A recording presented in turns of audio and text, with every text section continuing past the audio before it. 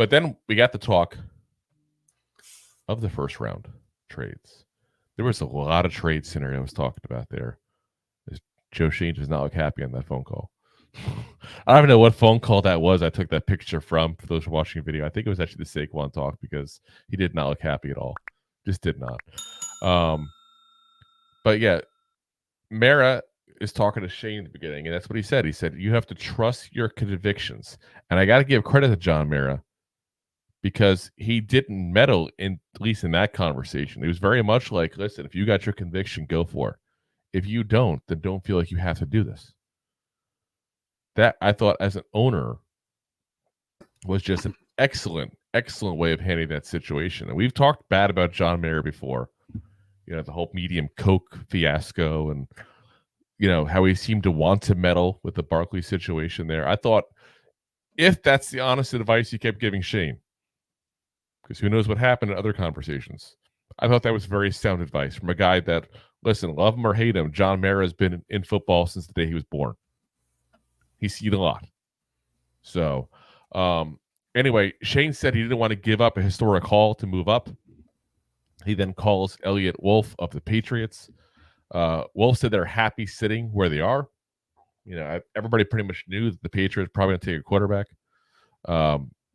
He did give a little bit of wiggle room, though, to him, saying, well, maybe if you offered us a 1, 2, and 3 this year and a 1 and 2 next. But then said he was also exaggerating when he suggested that. Shane said 1 this year, 1 next, and something else. Wolf said he'd sit back, if that kind of offer and just pick where they're at. So, there was definitely conversations. Again, if you think that they didn't want to trade, to go ahead and go to quarterback, you're kidding yourself. Absolutely kidding yourself. But they weren't willing to give up everything for him. So I guess the question comes to be is, should Shane have given up an historical haul? Like, should he have given everything up for a quarterback? And, or was he right to sit there? And exactly. I think people are kind of already starting to argue this. Like, oh, Joe Schoen should have pulled the trigger. Joe Schoen should have done this. Blah, blah, blah, blah, blah. Like, we don't know. We don't know yet, guys. I want to wonder if these people that wanted Drake May so bad, because let's be honest, Drake May is who you would have gotten at number 3. For the people that wanted Drake May so bad, did you also want, to go ahead and get prior ones that were busts as well? I feel like there was a big movement amongst Giants fans just a couple of years ago to get Malik Willis, who is now listed as a 3rd quarterback for the Titans because that's how bad he's been. Like, you don't just throw everything, including the kitchen sink, at that position and hope to eventually get it right. Because when you do that, you don't have the tools around to help a young quarterback succeed. Now, I admit what John Mara said is 100% correct, though. If you have your conviction, if you think Drake May is going to be hoisting the Super Bowl trophy in the Giants uniform if he goes there, then yes, you go ahead and give up anything you had to get to him. I don't know about y'all, but I didn't have that conviction on him. Yeah. Now, weirdly enough, I do have that conviction with Jaden Daniels. I hate to say that because he's the commander. I have that conviction with him. Now, the Commanders are effing up probably. He'll probably have a bad career now because of where he went. It's a very good possibility, but it's also a new team. Free him into the ground. Yeah. Just saying. That's what the Commanders have that luck. So, but yeah, he's the guy I would have traded up for if he was available. And this conversation was then had. I'm like, yeah, do it. Because he even said he's exaggerating. He wasn't saying a 1, 2, and 3 this year and a 1 and 2 next. But if you could have got it for maybe a 1 and 3 this year and a 1 and 2 next, I probably would have said do it for Jaden Daniels. Maybe I'm crazy, but not for Drake May. I think some of the hype is a little overblown there. Anyway, that call basically ended any chances of them moving up to number 3. He then said he hoped that he said they called the Cardinals, but sensed that they were set where they were and didn't want to risk missing out on Marvin Harrison Jr. He then said he hoped the Chargers would go to tackle at number 5. He said that he thought Neighbors was possibly in the mix there as well. The suggestion is made then that if Neighbors goes to the Chargers, to call up the Titans about moving down.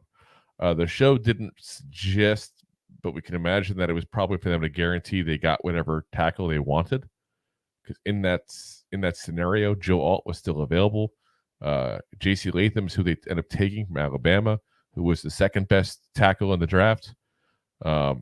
So that might have intrigued them. Maybe we could have got an extra pick out of them and still gotten whoever we wanted because they weren't going to pick a receiver. Then it was basically a montage of calls made by Joe Schoen. Gotta love a good montage. Who doesn't love a good montage? Because you gotta have a montage. Montage.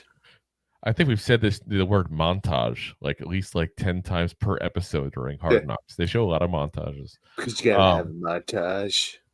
Now, here was the interesting thing. We said it a minute ago that they said on the show that the Cardinals were going to be set to stay where they're at because they wanted to go ahead and get Marvin Harrison Jr. But then afterwards, they kind of snuck it in. I didn't hear a lot of people talking about this either on the Twitterverse and all. But Joe Schoen said after that, he said, we have a deal in place kinda with Arizona. That's what he said. Now, there was all kinds of weird rumors going around, as there is every draft, that maybe somebody would take Marvin Harrison Jr. early on. Like maybe if the Patriots are sitting at 3 and they don't like the quarterback that's left, they take Marvin Harrison Jr. and get a quarterback another time. There's all these kind of talks about that. I got to think that was the deal. Basically, okay, if one of these guys take Marvin Harrison Jr., the quarterback's still available, we will trade with you. And I think that's what the trade was. How different would that have been? We would have had a quarterback and not have Blake Neighbors, but also lost some extra draft picks potentially. But I can't imagine we'd have to give up the farm for him because, in that scenario, they wanted Marvin Harrison Jr. anyway. That's they would have gotten Malik Neighbors, who they probably would have picked as the backup because they needed a wide receiver really badly. Like I said, I would have loved to hear what that conversation was to verify if we're right on that and to see what the Cardinals would have expected in return to move down that 2 spots, because that's not a huge jump. Yeah. So, anyway, he said if it's Marv or Neighbors, turn the card in. So that's what they determined. He also mentioned, Joe Schoen did, that the Bears were willing to move up to number 6. So interesting, I thought, because if it's Marv or Neighbors, turn the card in. He didn't say Rome.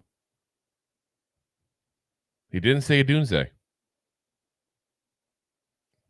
Didn't seem to like them some Rome. I like Rome. Really not.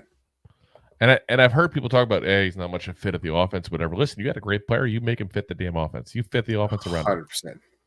I think a Rome Adunze is that kind of player. I really do think. I think he's going to be very good this league. I don't disagree with them in their order. Marvin Harrison Jr. probably been number 1, Neighbors number 2, and Adunze number 3. I don't disagree in the order, but I would not have been pissed off if we got Rome Adunze at number 6. Assuming that Neighbors and Harrison were both gone and the quarterbacks were gone. I would not have been upset. I'd have been perfectly fine with that. So, but interesting though, all the different trade talks, there were so many different talks about that kind of stuff. They even showed the preview of next week's episode, which seemed like going to be the draft itself. And during that, they kind of hinted at the fact that the Jets try to move up with the Giants as well, which would be interesting. A inter-New York trade there like that. But yeah, very interesting, guys. So if you like that clip, then you will love the full episodes too. Find us on your favorite podcast app and look for us on all your favorite social media platforms. Enter to win a Daniel Jones signed jersey. Simply subscribe to our YouTube channel, youtube.com/@2giantgoofballs, and email a screenshot to 2giantgoofballs@mail.com to enter. Only one submission allowed per subscriber. Monthly subscribers at buymeacoffee.com/2giantgoofballs will get an additional 2 entries. Contest ends when the channel reaches 1,000 subscribers. No purchase necessary. Void where prohibited. This contest is not affiliated with the NFL, New York Giants, Daniel Jones, or any other person or company besides the 2 Giant Goofball podcast. Good luck to everyone. Thanks so much. Please, I'm begging you. Please subscribe.